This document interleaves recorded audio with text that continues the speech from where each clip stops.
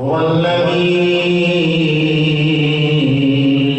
أرسل رسوله وجعله شاهدا ومبشرا ونذيرا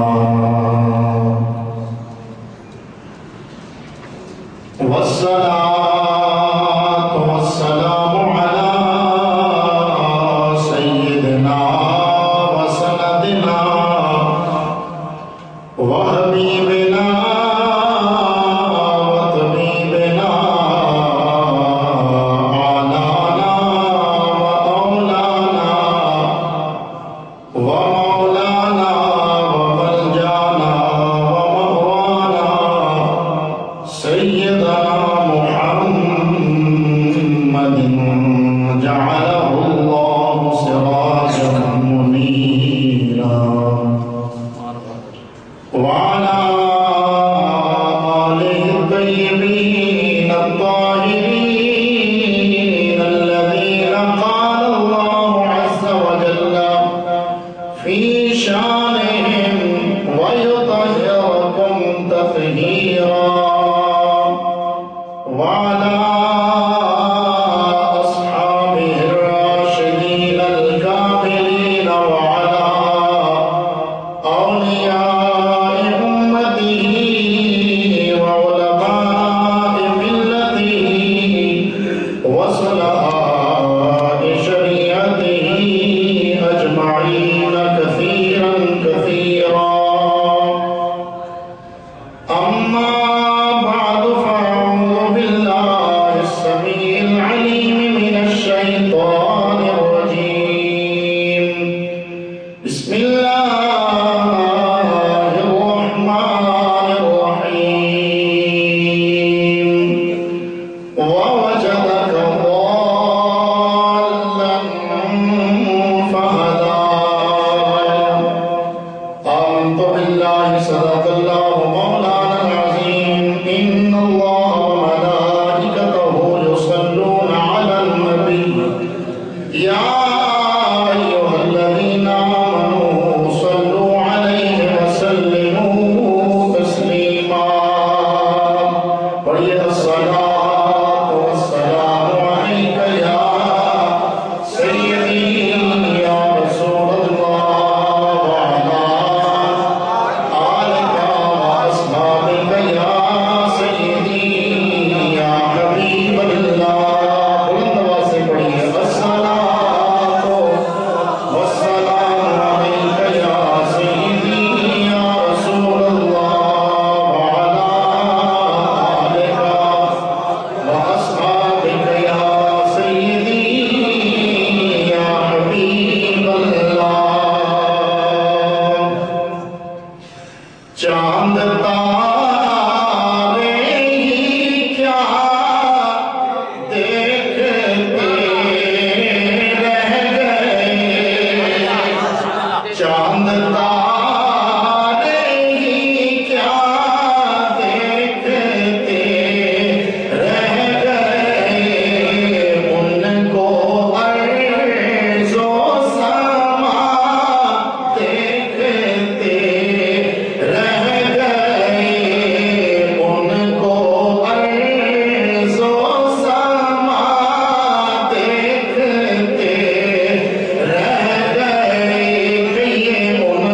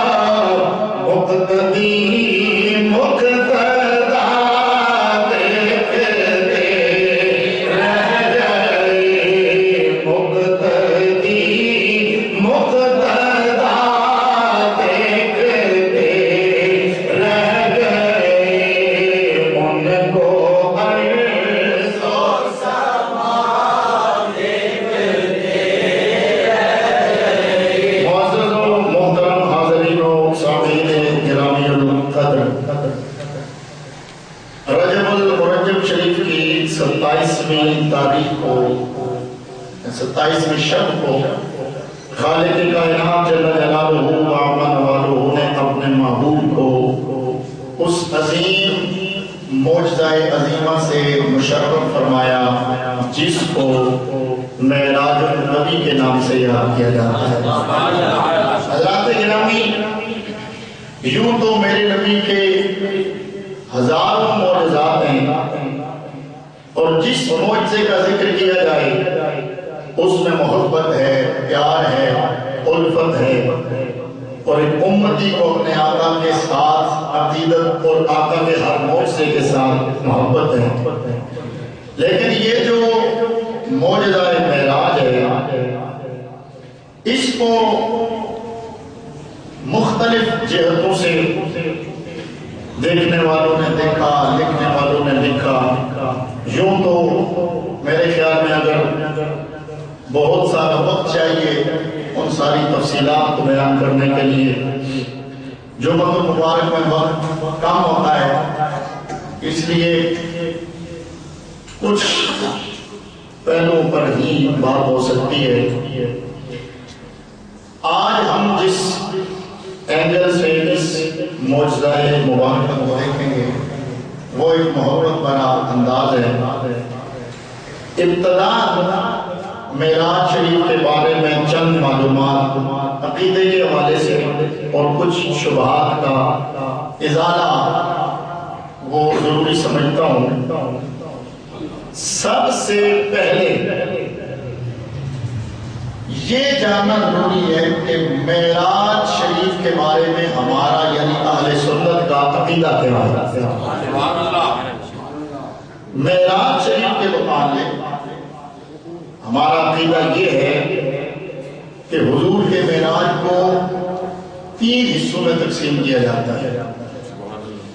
پہلا ہے حضور کا سفر اسراء، جس کو مسجد حرام سے مسجد اقصی تک، جس کو قرآن مجید نے بیان فرمایا سبحان الذی اسری بعبدہ لیلا من المسجد الحرام الی المسجد الاقصی۔ یہ وہ سفر ہے کہ جس کو قرآن بیان کرتا ہے، اس میں کسی قسم کا شک و شبہ نہیں ہے، لہذا اس کا ماننا ہر مسلمان کے لیے ضروری ہے، اور حضور کے سفر معراج کے اس حصے کا انکار کرنے والا دائرہ اسلام سے خارج ہے۔ دوسرا ہے حضور کا سفر مسجد اقصی سے آسمانوں تک۔ یہ جو سفر کا حصہ ہے یہ احادیث مشہورہ سے ثابت ہے، یعنی بہت ساری احادیث میں اس کا ذکر ملتا ہے، تاہم اس کا بیان اس طرح قطعی نہیں جس طرح پہلا حصہ ہے کہ قرآن بیان کرتا ہے، لیکن اس کا انکار کرنے والا بھی جاہل ہے، فاسق ہے۔ اور تیسرا حصہ ہے حضور کا لامکاں سے آگے رب سے ملاقات، پھر وہاں جو راز و نیاز کی باتیں ہوئی، اس حصے کو اس کا انکار کرنے والا زیادہ سے زیادہ ہم سے جاہل کہہ سکتے ہیں یا بد نصیب کے شان رسالت کو سمجھ نہ سکا۔ بہرحال یہ اہل سنت بلکہ جمہور علماء کا معراج کے بارے میں یہی بیان و عقیدہ ہے۔ اس کو حضرت شیخ عبدالحق محدث دہلوی رحمۃ اللہ تعالیٰ علیہ نے مدارج النبوہ کے اندر اور دیگر علماء نے نقل فرمایا ہے۔ آگے حضرت خواجہ نظام الدین اولیاء محبوب الہی رحمۃ اللہ تعالیٰ علیہ آپ کے جو محفوظات ہیں فوائد الفوائد شریف، اس میں بھی آپ نے حضور کی معراج کو 3 حصوں میں ہی تقسیم کیا ہے۔ سبحان اللہ۔ عام طور پر 2 حصوں میں ہوتا ہے کہ حضور کا اسراء اور دوسرا معراج، یعنی ایک مسجد اقصی تک اور دوسرا وہاں سے آگے۔ حضرت خواجہ نظام الدین اولیاء فرماتے ہیں کہ ایک ہے حضور کا سفر جو مسجد حرام سے مسجد اقصی تک، اس کو کہتے ہیں اسراء۔ دوسرا ہے مسجد اقصی سے آسمانوں تک، اس کو کہتے ہیں معراج۔ اور تیسرا سفر ہے جو وہاں سے آگے کا، اس کو کہتے ہیں اعراج۔ اس کو کیا بولتے ہیں؟ اعراج۔ یہاں ضمن میں عرض کر دوں کہ یہ گویا حضور کے جو 2 معراج نیچے نیچے ہیں، جہاں تک پھر حضور کی نورانیت کا تعلق